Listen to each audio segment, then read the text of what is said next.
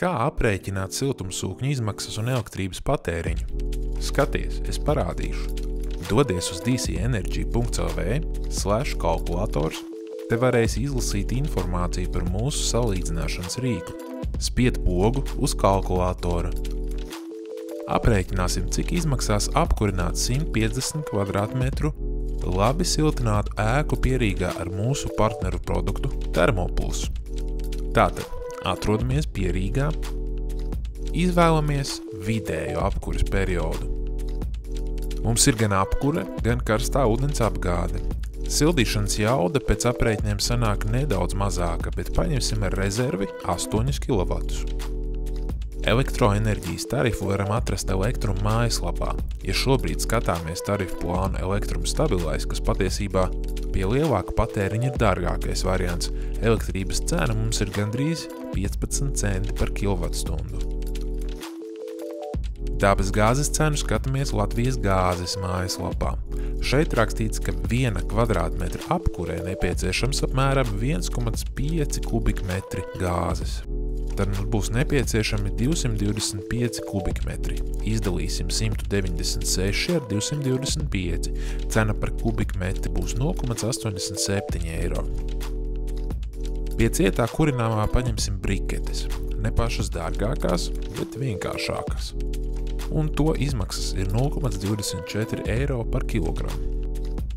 Ir iespēja norādīt vēl citus lielumus, bet šoreiz iztiksim bez tām. Karstais ūdens. Šeit mums jānorāda karstā ūdens tvertnes tilpums, kas standartā būs 230 litri. Ienākošā ūdens temperatūra 5 grādi, izejošā 50 grādi. Sildīšanas laiks 2 stundas. Tālāk. Thermopuls nav elektriskā sildītāja. Šeit skatāmies COP tabulā konkrētajam Mitsubishi Electric Zubadan modelim. COP pie -20 grādiem. Izejošā temperatūra 50 grādi. Ir 1,45. Pie -7 grādiem 2,1. Pie 2 grādiem 2,3. Pie +7 grādiem COP ir 3,1. Pie 15 grādiem 3,83.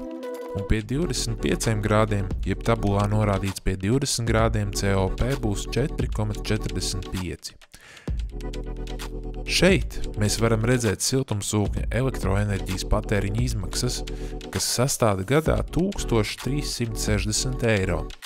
Elektriskais apkuras katls sanāk krietni dārgāks. Savukārt gāzes katls ir teju 2 reizes dārgāks. Šeit varam redzēt ietaupījumu.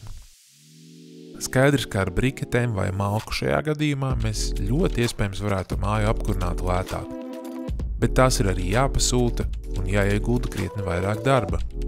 Domājams, ka 20 eiro gadā par komfortu patiesībā nemaz nav tik daudz. Izmēģini mūsu kalkulatoru arī tu!